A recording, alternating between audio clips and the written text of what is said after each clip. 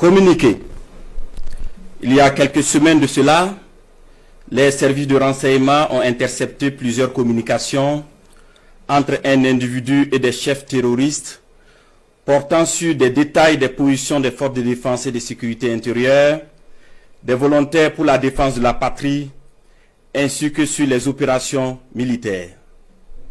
Après analyse technique approfondie, l'individu est identifié au nom de Bahari Abdraman et se trouve être un officier des forces armées burkinabè. Il est identifié appartenant au bataillon de justice militaire. La recherche d'informations sur lui dans son corps d'appartenance va permettre aux agents de renseignement de découvrir que l'officier est en situation d'absence irrégulière depuis quelques semaines et fait l'objet de procédures pour désertion.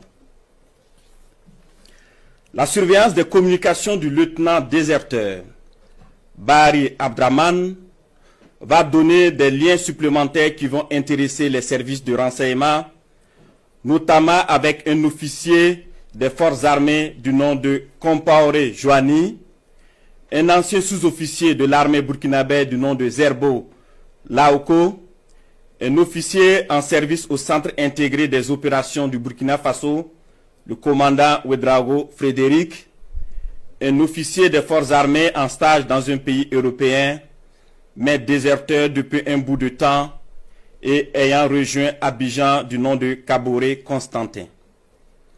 Le travail minutieux des services de renseignement va révéler un grand complot en préparation contre notre pays, dont le but ultime est de semer le chaos total en vue de placer le pays sous tutelle d'une organisation internationale à mesure de reprendre le contrôle dans 10 ou 20 ans selon les instigateurs.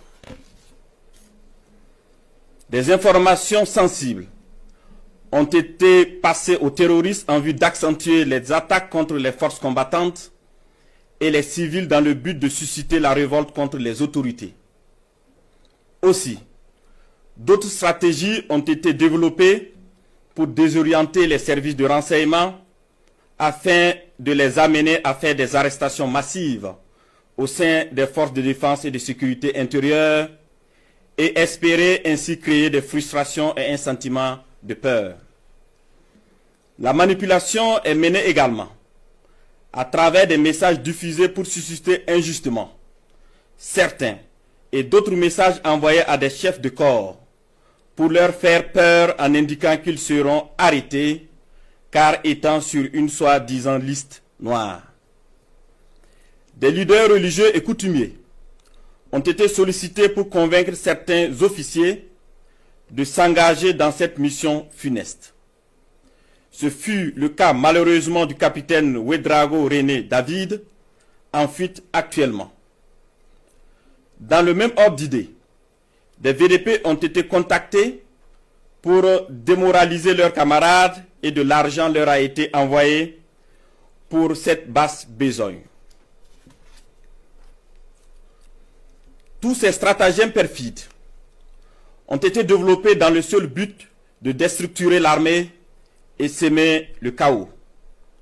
Les services de renseignement ont suivi la manœuvre qui devrait aboutir, selon le plan des comploteurs terroristes, le mercredi 16 avril 2025, à un assaut sur la présidence du Faso par un groupe de soldats recrutés par les ennemis de la nation.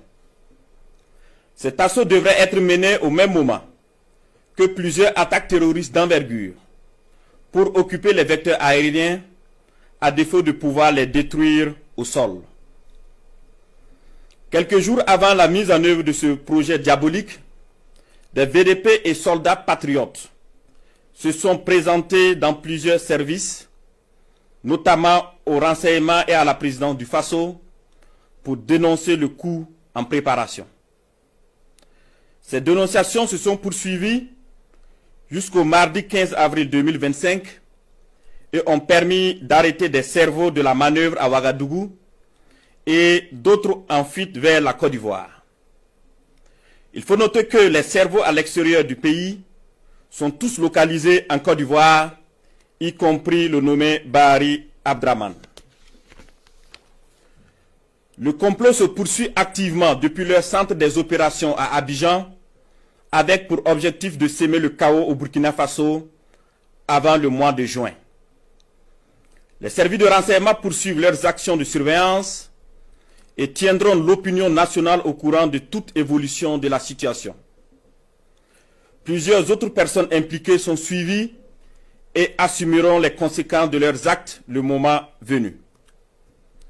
Nous invitons les populations à rester sereines et vigilantes et à signaler toute activité suspecte.